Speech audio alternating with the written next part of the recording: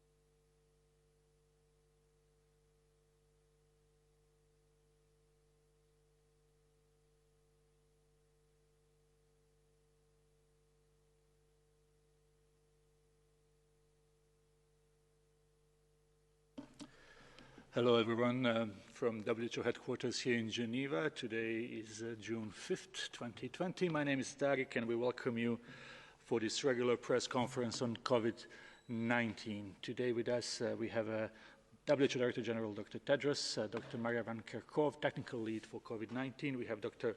Mike Ryan, Executive Director for Emergencies. We also have Professor Benedetta Allegranzi, who is a Technical Lead for Infection Prevention and Control, as well as her colleague, Dr. April Baller, who works on infection prevention and control. Before I give the floor to Dr. Tedros, I will just remind everyone who is watching us on a number of platforms that we will have audio file available from this press conference available immediately. For journalists who are watching us on Zoom, you can listen to us in 6 languages plus Portuguese and plus Hindi that you will find in your settings. For those journalists who would like to ask a question in 6 languages and Portuguese, they can do so. And I would thank our interpreters who are here with us and who make this simultaneous interpretation possible today. So I will give the floor immediately to Dr. Tedros. Thank you, Tariq. Good morning, good afternoon, and good evening. First of all, I would like to thank all donors who stepped up yesterday to fully fund Gavi for its next 5-year cycle. This is a vital investment in saving millions of lives from vaccine-preventable diseases. WHO looks forward to working with Gavi to make realize the power of vaccines for everyone, everywhere. Today, WHO is publishing updated guidance on the use of masks for control of COVID-19. This guidance is based on evolving evidence and provides updated advice on who should wear a mask, when it should be worn, and what it should be made of. WHO has developed this guidance through a careful review of all available evidence and extensive consultation with international experts and civil society groups. I wish to be very clear that the guidance we are publishing today is an update of what we have been saying for months, that masks should only ever be used as part of a comprehensive strategy in the fight against COVID. Masks on their own will not protect you from COVID-19. Here is what has not changed. WHO continues to recommend that people who are sick with symptoms of COVID-19 should remain at home and should consult their health care provider. People confirmed to have COVID-19 should be isolated and cared for in a health facility, and their contacts should be quarantined. If it's absolutely necessary for a sick person or a contact to leave the house, they should wear a medical mask. WHO continues to advise that people caring for an infected person at home should wear a medical mask while they are in the same room as the sick person. And WHO continues to advise that health workers use medical masks and other protective equipment when dealing with suspected or confirmed COVID-19 patients. Here is what's new. In areas with widespread transmission, WHO advises medical masks for all people working in clinical areas of a health facility, not only workers dealing with patients with COVID-19. That means, for example, that when a doctor is doing a ward round on the cardiology or palliative care units where there are no confirmed COVID-19 patients, they should still wear a medical mask. Second, in areas with community transmission, we advise that people aged 40 years or over, or those with underlying conditions, should wear a medical mask in situations where physical distancing is not possible. Third, WHO has also updated its guidance on the use of masks by the general public in areas with community transmission. In light of evolving evidence, WHO advises that governments should encourage the general public to wear masks where there is widespread transmission and physical distancing is difficult, such as on public transport, in shops, or in other confined or crowded environments. Our updated guidance contains new information on the composition of fabric masks based on academic research requested by WHO. Based on this new research, WHO advises that fabric masks should consist of at least 3 layers of different material. Details of which materials we recommend for each layer are in the guidelines. We also provide guidance on how to wash and maintain a fabric mask. Our guidance also explains how to use a mask safely. People can potentially infect themselves if they use contaminated hands to adjust a mask or to repeatedly take it off and put it on without cleaning hands in between. Masks can also create a false sense of security, leading people to neglect measures such as hand hygiene and physical distancing. I cannot say this clearly enough. Masks alone will not protect you from COVID-19. Masks are not a replacement for physical distancing, hand hygiene, and other public health measures. Masks are only of benefit as part of a comprehensive approach in the fight against COVID-19. The cornerstone of the response in every country must be to find, isolate, test, and care for every case, and to trace and quarantine every contact. That's what we know works. That's every country's best defense against COVID-19. WHO will continue to provide the world with advice based on the most up-to-date evidence as part of our commitment to serving the world with science, solutions, and solidarity.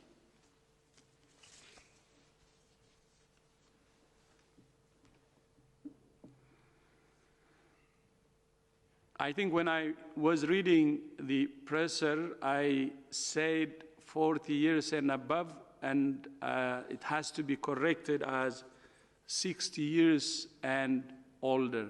And sorry for that. I will read again that part of my statement.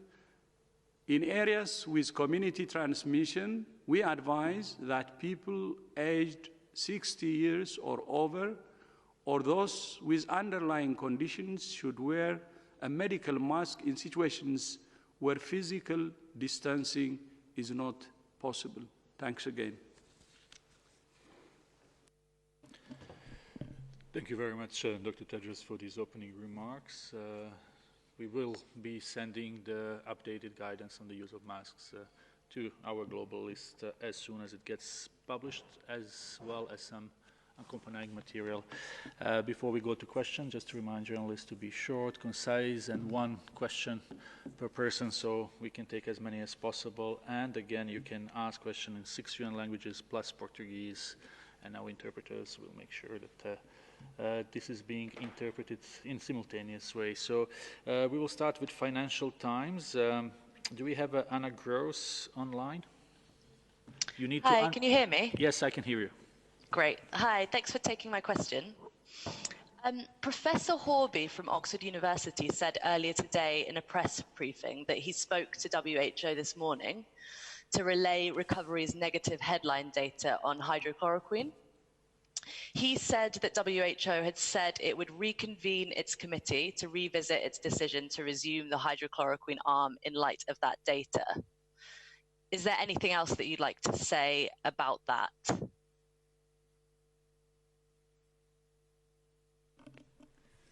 Thank you. Thank you for that question.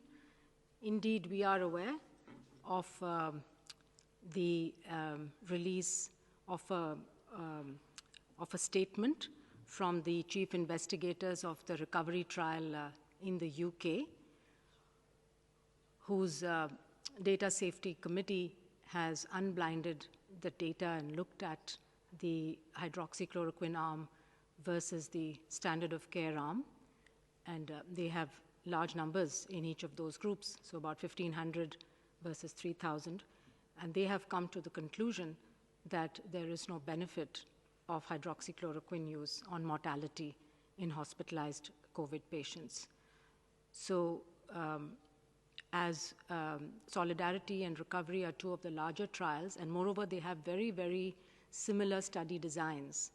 We have been in touch, and we were encouraged by the rapid enrollment into the recovery trial, which is what is needed really to answer the questions. So Professor Horby and ourselves had a conversation this morning. They informed us about the preliminary results, which they have gone to the press with. We await to see the final data analysis and the publication that's going to come out of it, and certainly our committee will be considering these results as we go on.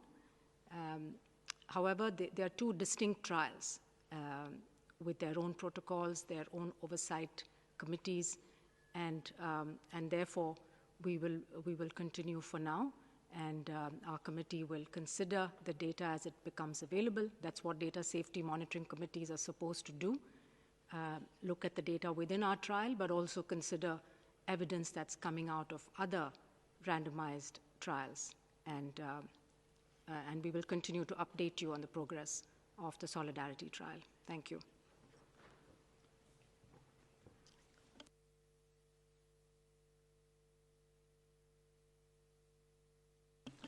Thank you very much. This was Dr. Soumya Swaminathan, WHO Chief Scientist, to answer this question.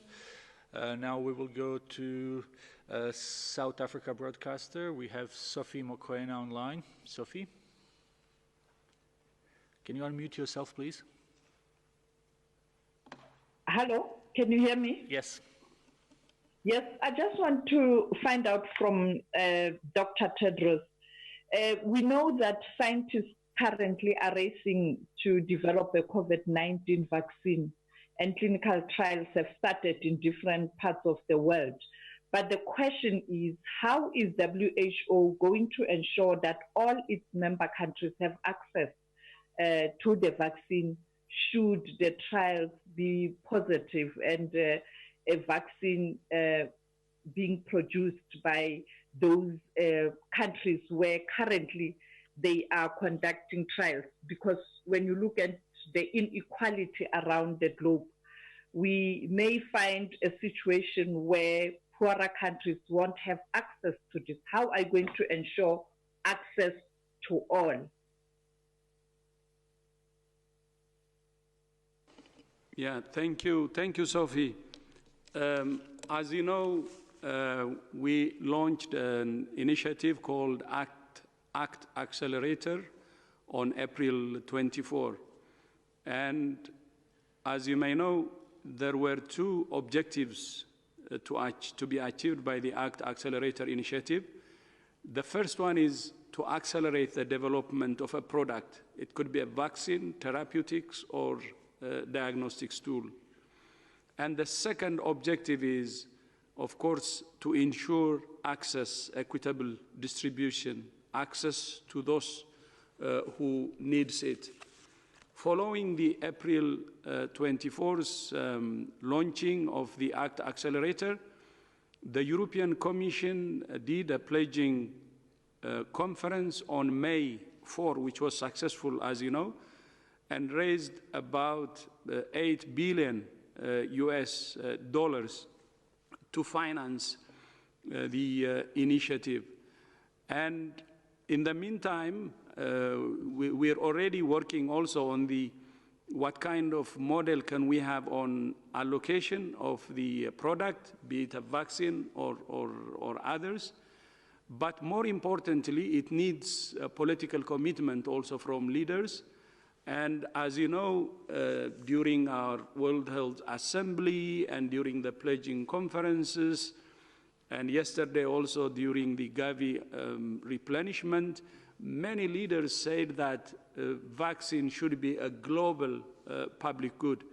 And that political commitment and leadership will also be very important.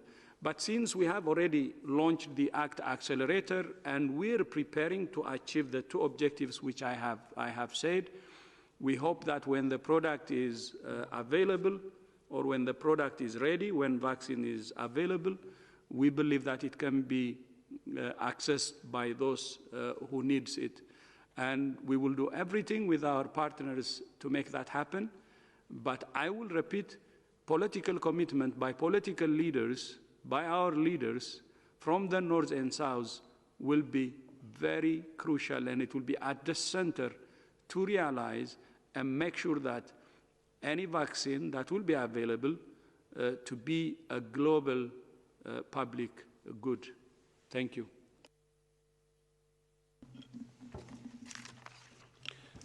And maybe I can just add to that more as examples in other areas. I think WHO working with our member states, with UNICEF, with MSF, with IFRC, with Gavi, have maintained crucial global stockpiles of vaccines for a number of diseases, yellow fever, for meningitis and for cholera, in which we both procure and distribute those vaccines on the basis of epidemiologic need and epidemic situations. The challenge here is obviously much greater. But there are successful mechanisms for the fair allocation of products that are on the basis of need. They need to involve member states, they need to involve the multilateral organisations, and they need to involve non-governmental organisations and civil society as well. And I believe we do have the basic architecture to achieve that. But as the Director General said, ultimately this requires political consensus across the world around the global good and its fair and equitable distribution. Thank you very much, Dr. Ryan and Dr. Tedros. Next question is coming from CNN, Jacqueline Howard. Jacqueline, can you hear us? Yes, I can hear you. Thank you for taking my question. My question was, along with the new guidance that was just announced, is there any guidance specifically for a nation's leadership personally? Like, for instance, here in the United States, our leadership has not worn a mask, and there was even a press conference earlier today at the White House where we didn't see many people wearing masks. So is there any guidance for nations' leaders themselves to wear masks, or any other guidance for administrations?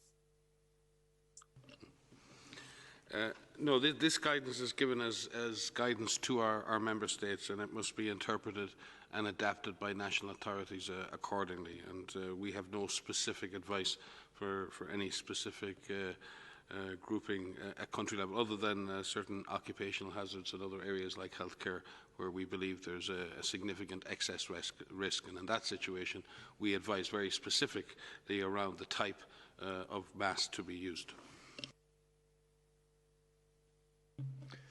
Thank you very much. We will go to Sarah Wheaton from Politico. Sarah? Sarah, can you press unmute, please? Yeah, thank you very much. Regarding hydroxychloroquine and the mixed message that have been going on, one of my colleagues just mentioned the news out of the UK that they've sort of ruled it out as a possible treatment, but at the same time we saw this Lancet study being retracted.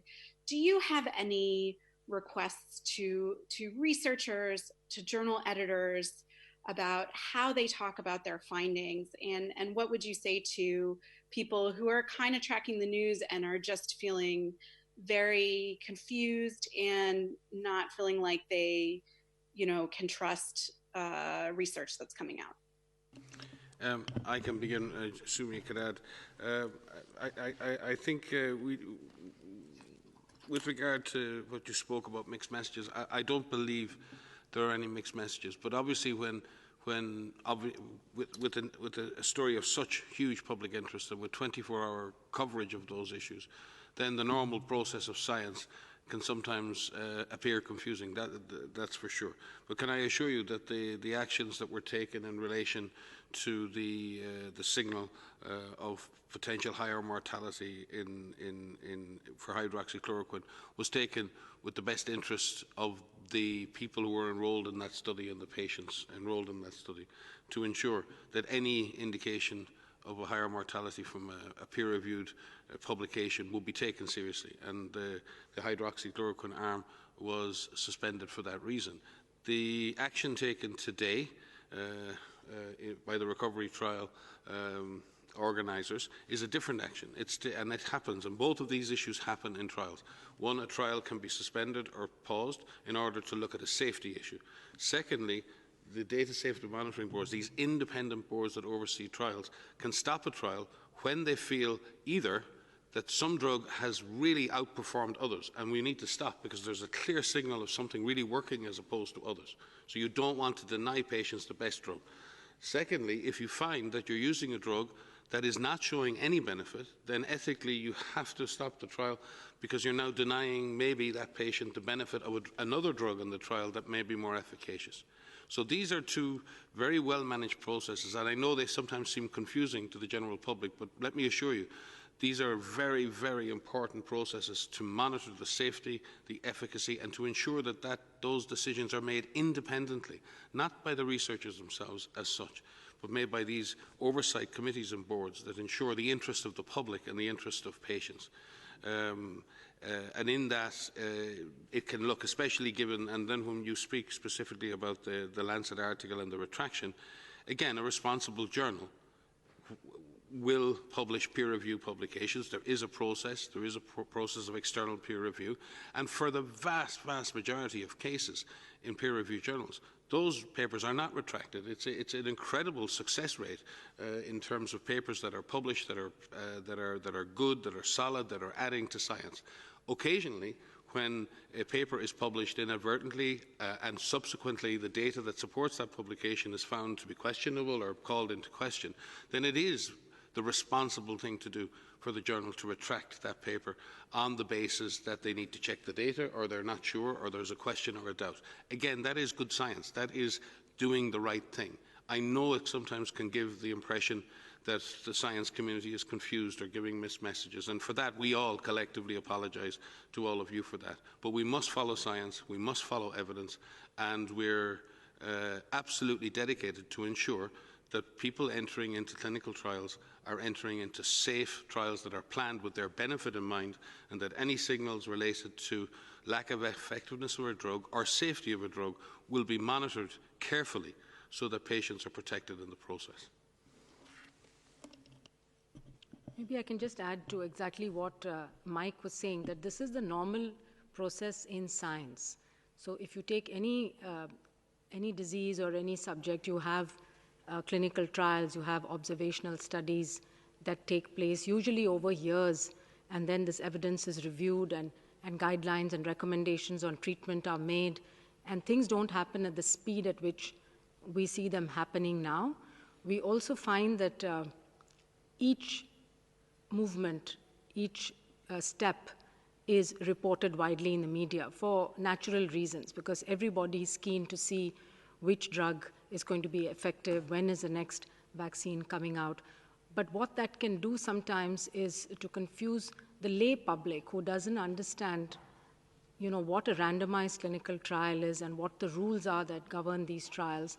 And the fact is that it is quite normal to have slightly different results coming out from different trials. And that is why the scientific world normally wants more than one trial for any particular drug or vaccine to really confirm that what you're seeing is actually a true effect. And so it's very normal in practice to have many trials, to have slightly different results, and then you put them together in what we call a meta-analysis or a systematic review to look at what the overall message is, what's the overall benefit or the overall harm. I think the issue with masks is very much the same. There's been a lot of debate and a lot of small studies and retrospective studies and observational studies, no randomized trials. So you have to put all of the data together to really make the best informed decision. So it's the same with treatment. We will be looking continuously at the results of these different trials and updating our treatment guidelines. But I think this is to be expected, and it's our responsibility to explain to the public that every result doesn't mean that we're, actually changing recommendations or contradicting, because this is the way science progresses, and we encourage more research, and we encourage people to also understand what randomized trials are and how they're governed. There's a process, there's a mechanism. It's not really any individual who decides whether to stop or start.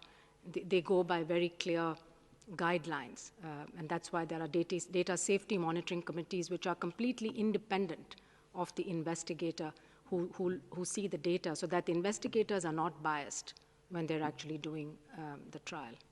Thanks. I just want to add, sorry, if I could just add very briefly to say, I think many people who are watching us don't always know about how papers are actually published, and Sumya was mentioning this and Mike was mentioning this, and normally what happens in any field, whether it's the clinical trials or the epi studies, as you mentioned, researchers conduct that research. They write up a paper, they write up a manuscript, and they submit it to a journal, and then the editors of that journal will send it out for what we call peer review. And it's a review, it's a robust review, line by line, word by word, result by result, challenging and reviewing and critiquing the paper. Those reviews go back to the authors themselves, and the authors have to address any concerns that come up and then resubmit that paper. It's a very robust process, an iterative process that goes back and forth. And over sometimes weeks, most times many months, those papers actually get published. And in a pandemic and in an emergency situation, a lot of that is accelerated. It doesn't change the peer review, but there is that robust back and forth. Once these papers are published, what we do at WHO is we review all available evidence. As the Director General mentioned in his speech today, masks is a good example, transmission is another, hydroxychloroquine, other treatments. All of this literature that is published is reviewed and is discussed and is debated, and constructive debate with our international networks that we convene during these events with Guidelines Developments Committee, and we turn that into the guidance itself. We don't rely on any one individual paper, and we certainly can't rely on any press releases, particularly in this pandemic, because it's so fast, because everything is being published so fast. A lot comes out early in a press release. I've mentioned this when I mentioned the seroepidemiology study. A lot is a result by press release. So we wait for that paper, and then we collectively look at all of the evidence together. And that process takes time, but that's something that's normal. We've said many times before, science is not static. Science evolves, and as an organization, we evolve with it, and we make sure that the guidance that we put out reflects the best evidence that's out there, all of the evidence that is out there, so that we could advise our member states and all of you on what measures to take. Thank you all for these answers. We will go now to New York Times. We have Apoorva Mandavili online. Apoorva, can you hear us? Yes, can you hear me? Yes, please go ahead. I have a question about the lack of change in the recommendation to the N95 masks for healthcare workers. Some experts have said that even though the evidence is not conclusive quite yet, that it is still wise to take the most precautions. So can you address what would be the harm with medical workers wearing N95 masks, even if they're not engaged in aerosol generating procedures? Thank you for your question. So as my colleague has just explained, our process of developing guidance is really based on the consideration of the evidence broadly, so all the existing evidence, and then through a process of consultation of international experts from different countries and different disciplines. Of course, this topic is dealt with mainly by infection prevention and control, infectious diseases, and epidemiologists, specialists. Many of these people actually are health workers who take care of COVID-19 patients. So we consulted these experts and evaluated a variety of evidence. First of all, the evidence about the modes of transmission of this virus, which so far have been demonstrated for droplet and contact. And the aerosol transmission so far is only related to settings where aerosol generating procedures are in place. So there is some evidence emerging about identification of the RNA of the virus in air samples in other settings, but transmission is different and it has not been demonstrated apart from those settings I mentioned. The second element of the evidence is the evaluation of the effectiveness of the face protections. And there are randomized controlled trials, which are the best type of evidence we can wish, that demonstrate no difference in effectiveness in preventing transmission of influenza or other respiratory viruses. And eventually, there is also some emerging evidence from observational studies, which unfortunately have lower level of evidence. But still, these studies demonstrated altogether that face protections, including respirators or medical masks, result in large reduction of transmission of coronaviruses such as COVID-19. This evidence also of low quality shows that there might be a greater reduction in risk by respirators. But this is still limited evidence with many limitations due to the fact that these are only observational and small studies. The third element is the evaluation of harm. So respirators may also have more side effects than surgical masks, such as skin lesions or difficulty breathing, etc., in some situations. So our experts evaluating this evidence altogether and also assessing recommendations for the global level, so having to consider many different contexts in different countries where it's important to assess resource availability, supplies availability, feasibility of interventions in a widespread manner, also equity of access.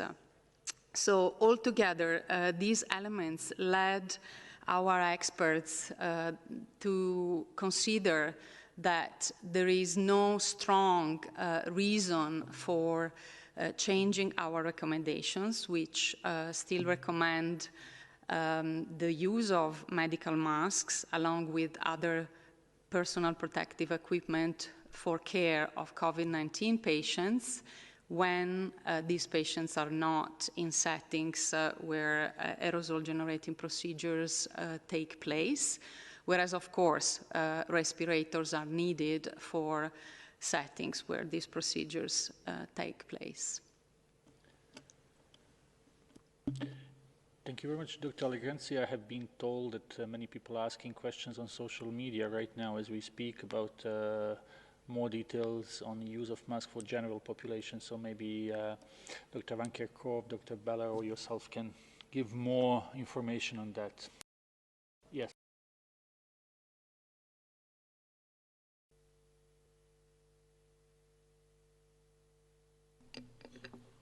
Thank you very much, and thanks for the question. So really, we have quite exciting updates of this guidance, and really what we're looking at with respect to the general public in areas where there is widespread community transmission and containment measures or control measures such as testing, contact tracing, or maintaining physical distance is a challenge for the general public. There is now the advice that they can use or should be encouraged the use of non-medical mask. The non-medical mask is often called face coverings or cloth mask, and here we're using the terminology from now onwards as fabric mask. So these are basically things that either can be made at home, they can be commercially purchased. We actually have some here we can show. The idea is that these actually, the reason we're doing this is because many times in the community now there are concerns about not only not maintaining the distance, but there is discussions now around what is how much transmission is happening through either pre-symptomatic or asymptomatic transmission. So taking that into consideration, and as Benedetta was saying before, this was then taken back also to the guideline development group and looked at. And now really the consensus coming out is that when people are in the public with these masks, they can actually use, and they provide some source of actually control. So what they do is they prevent person who may actually have the disease from transmitting it to somebody else. So if I might just add to that, yes, so we do have this new advice to encourage decision makers to make the recommendation to wear a face covering and a fabric mask. And what is really new in the guidance that is being published is the research that we requested to be done on this innovation and engineering and looking at actually which types of materials can be used in making these non-medical or fabric masks. So what we have in the guidance are details around which types of materials, the numbers of the layers, and we recommend 3 layers of to build this fabric. The inner layer being an absorbent material like cotton, a middle layer of non-woven materials such as polypropylene, which is the filter, and an outer layer which is of a non-absorbent material such as a polyester or a polyester blend. And in doing so, what the evidence we have through this research is that with those 3 layers and in that combination, that fabric can actually provide a mechanistic barrier that if someone were infected with COVID-19, it could prevent those droplets from going through and infecting someone else. And this is new, novel research that WHO commissioned that we didn't have a month ago. And this started when we convened the world's experts on a variety of topics in February to discuss what are the key questions, what are the critical questions that must be answered in areas all the way from epidemiology to infection prevention and control, health workers, all the way through clinical trials for vaccines and therapeutics. And this is new, and this should be encouraged even more. We need our partners to carry out studies to be able to help us make the best guidance going forward. So if people are going to wear a medical mask, a non-medical mask, or a fabric mask, it can be done using materials that can actually provide that barrier. And in our guidance that we're releasing now, it gives the outlines to do so. And we're talking not about giving advice to companies to build them. You can do this at home. These are materials that can be sourced by individuals and put together in a certain way so that it can provide that barrier. So that is something that is new. This area of research will expand, it will grow, and we will evolve our guidance as more information becomes available. We also encourage leaders in countries that have the capacity to do so, to carry out studies to show how do these masks work, what kind of benefit do they provide, because we need this. We need to fill this space. It's an open question, and we need the research to be conducted, and we need your help in doing that. And maybe I could just also help to clarify that WHO has been saying for months now that we would support countries implementing broader mask use as part of a comprehensive strategy to contain this disease. And again, we've emphasised previously and would like to emphasise again today that the primary use of masks at community level are as a process of source control. In other words, they're mainly aimed at preventing one person giving the disease to somebody else. They're managing the person as a source. And in that sense, wearing a mask in a community level is more about protecting others if you happen to be infected rather than protecting yourself. So it's an altruistic act in that sense. And it is to be done where you cannot keep an appropriate distance from others. So if I'm trying to protect others from any potential that I would infect them, the first thing I will do is stay away physically from them. But there are situations like public transport where that cannot be maintained. And in that situation, the wearing of a mask will assist in reducing the risk of you becoming a source of disease for others. But let me also emphasise that if you are sick with a fever, with a cough and are sneezing, you should not be in public. You should be seeking the care of a medical professional and seeking a COVID-19 test. And if that test is positive, you need to be cared for appropriately in isolation, and all of your contacts need to be traced and followed for 14 days. And this is where the Director General has said in his speech that masks are part of a comprehensive solution. And we to be very, very, very careful that masks are not seen as an alternative to the other public health measures that are so desperately needed. And you'll see in the countries that have done well, and many people have said to me, well, masks are used broadly in country X or country Y, and country X and country Y are doing well. That's great. But in those countries, case finding, cluster investigation, widespread testing, isolation of cases, and quarantining of contacts is also done comprehensively. So where we see success in countries, and I think I said it at the last presser, is a well-educated, empowered community, caring for their own personal hygiene and protection, caring for the rest of their community in terms of protection, and being supported by a public health service that's capable of finding the virus, isolating cases, quarantining contacts, a health system that's capable of treating people successfully, and all of that in the context of good coordination, good governance. When that is being implemented, then the appropriate and targeted use of masks at community level in order to reduce transmission within the community in areas where physical distance cannot be maintained. And I think we've been consistent in this, and I think the work over the last number of weeks, and we'd like to thank our academic and science partners for this, was to come up with what is the best form of face covering, how can we make those face coverings most effective in achieving that objective. Thank you. Thank you very much. Now we will go to the United Arab Emirates News Agency. We have with us Ahmed Haroun. Ahmed? Can you just press unmute, please, Ahmed?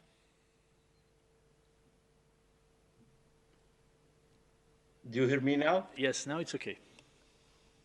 Yeah, very good. Thank you very much, Tarek. I'd like to ask actually about the impact of the chloroquine and hydroxychloroquine on the people having the familial Mediterranean fever.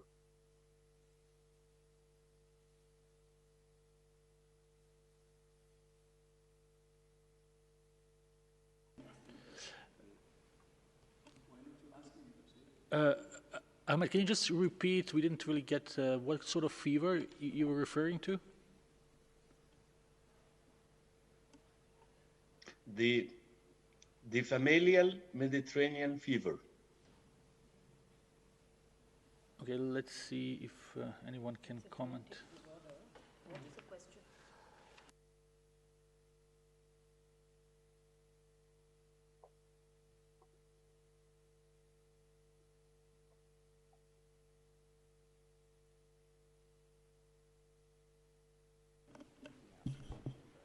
This is a genetic disorder, and I think it should be the treating doctor. It needs an expert physician to actually guide the patient. So this is probably not something that we could discuss just now. Thanks.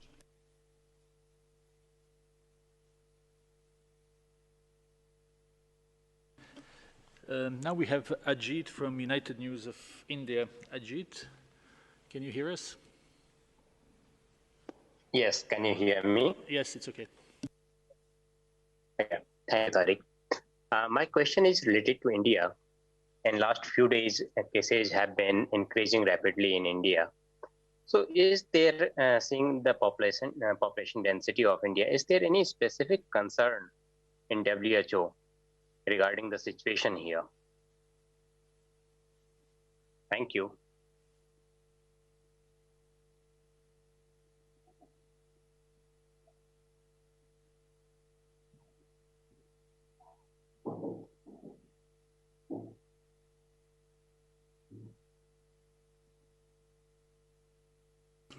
I'll begin while Sumi is doing musical chairs here. The number of cases in India has been going up by an average of 33, a third per week. So it's probably doubling time of the epidemic in India is about 3 weeks at this stage. So the direction of travel of the epidemic is not exponential, but it is still growing. And as such, and there's also very different impacts in different parts of India, very different between urban and rural settings. In any setting, and we've seen this in South America, in Central and South America, over the last couple of weeks. And I would say that in Africa, particularly in South Asia, not just in India, but in Bangladesh and other countries, in Pakistan, other countries in South Asia, with large, dense populations, the disease has not exploded, but there is always the risk of that happening. And as the disease generates and creates a foothold and gets a foothold in communities, it can accelerate at any time. And as I said, we've seen that in a number of settings. The measures taken in India certainly had an impact in dampening transmission. And as India, as in other large countries, open up, and as people begin to move again, there's always a risk of the disease bouncing back up. There are specific issues in India regarding the large amounts of migration, the dense populations in the peri-urban environment, and the fact that many workers have no choice but to go to work every day, and there's a lot of threat to livelihood from not being able to do so. But I'll pass the floor to Sumia, who's got a much closer perspective on the situation in India than I would. I think, Mike, you covered the major points. Of course, India with a population of over 1.3 billion, the numbers that we see now, which are over 200,000, they look big, but for a country of this size, it's still modest. I think the important thing is to really keep track of the growth rate, the doubling time of the virus, and make sure that doesn't get worse. And also, because it's such a heterogeneous and huge country with very densely populated cities to rural areas where the density is much lower, and also with the health systems being different in different states, with all of these offer challenges to the control of COVID. I think what's been happening with the expansion of testing, tracking, making sure that contact tracing is done, making sure that clusters are identified and dealt with, particularly in the overpopulated, very dense urban settlements in the low-income groups, making sure that mass gatherings do not happen, because these are really the situations where the spread can happen and you can get these high transmission events. And also as the lockdown is lifted and as the restrictions are lifted, to ensure that in all aspects of life that there is precautions are taken, that people understand. And I think this, we've been making this point repeatedly, that really if you want behavior change at a large level, people need to understand the rationale for asking them to do certain things. We're talking about the wearing of masks. I think in many urban areas in India, it's impossible to maintain physical distancing. And therefore, it would be really very important that people wear appropriate face coverings when they're out and about. Also in office settings where physical distancing cannot be maintained, in public transport, in educational institutions, as some states are thinking about opening. I think every institution, organization, industry, and sector needs to think about what are the measures that need to be put in place before you can allow a functioning. And it may never be back to normal. We say wherever possible that if people can work from home, there are certain professions where you can work from home, that could be encouraged. But of course, there are many professions where people have to go to work, and you need to put in place measures which allow them to protect themselves, which make it easier for people to both protect themselves and protect others. And I think communication and behavior change is a very large part of this whole exercise. And I don't know if Maria, you want to add more to that? Yeah. By the way, one thing I would like to add is, of course, COVID, it's very unfortunate, and it's challenging many nations. But we need to look for opportunities too. For instance, for India, this could be an opportunity to speed up Ayushman Bharat, especially with a focus on primary health care. And I know there is a very strong commitment from the government to speed up the implementation of Ayushman Bharat. And with primary health care and community engagement, I think we can really turn the tide. So using and speeding up what has started could actually help in India. And that's what WHO was very appreciative, by the way, when Ayushman Bharat started. And this could be a very good opportunity, actually, to test that and speed up and use it to really fight this pandemic. Thank you very much. Let's try to take one or two questions more. And I would like to thank Dr. Swaminathan, who was speaking from a different chair. We have lots of guests, so we had to sort of change places during this press briefing. Helen Bransfeld. Helen, please go ahead. Hi, thanks very much for taking my question.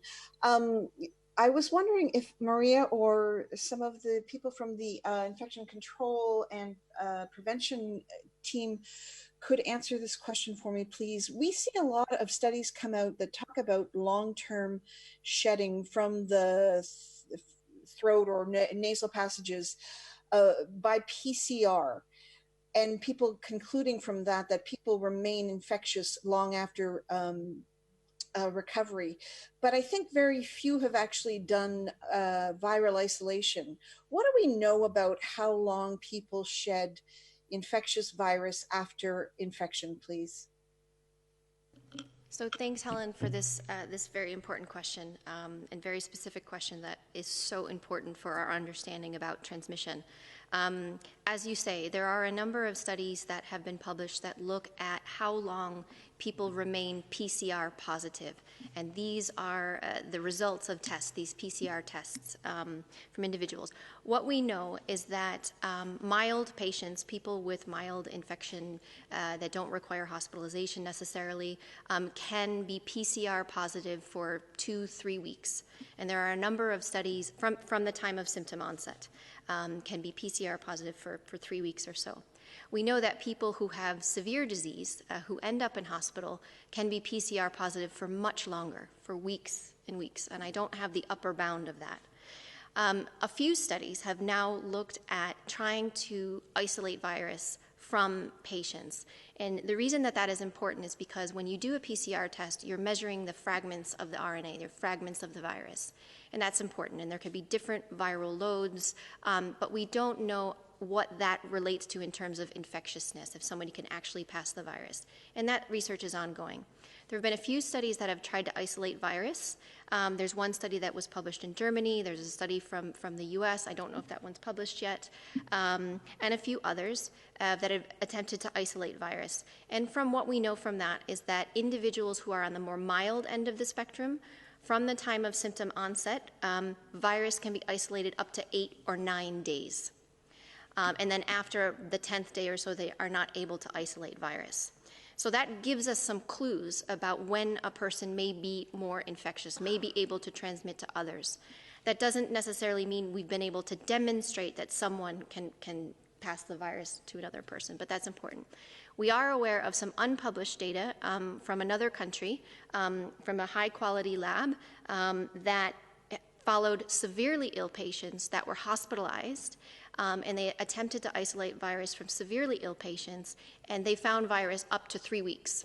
So these patients are in hospital, they are already isolated, but they're able to isolate virus up to 3 weeks. So this is, again, another evolving field where we need more information.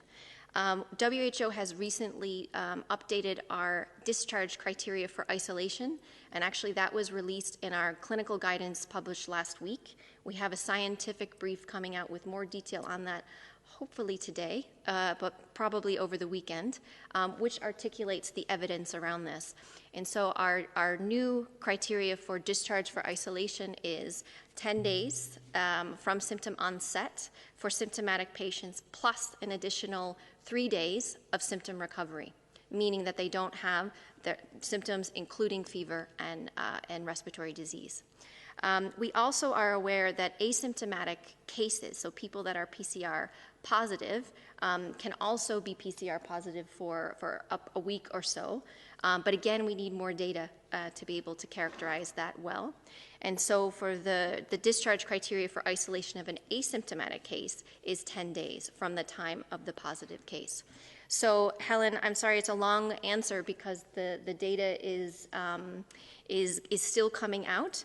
But I think the point that you're making, that someone that is PCR positive, especially after they have recovered, especially if they're weeks and weeks into their recovery, it's not likely that they are still infectious. But we are working with many labs, we're working with many partners to better understand this area.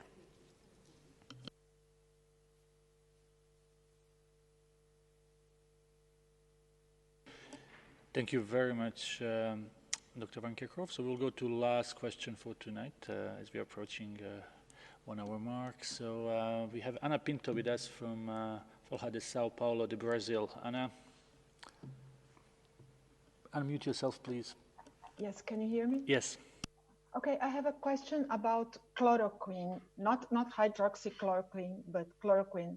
It was one of the drugs selected to be tested within the Solidarity trial, but the trial was pursued only with hydroxychloroquine. And last week, chloroquine was removed from the list of potential drugs on the Solidarity trial website.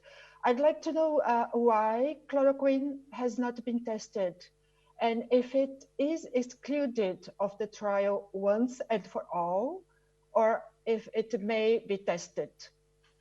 Thank you so much. Thank you for that question. So at the beginning, when the committee was looking at what drugs to put into the Solidarity trial, hydroxychloroquine and chloroquine were both considered.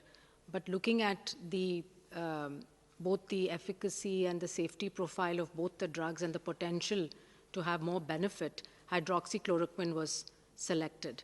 So I think the earlier versions of the protocol said hydroxychloroquine or chloroquine, but as a matter of fact, the protocol that was approved and actually started enrolling in many countries only had hydroxychloroquine.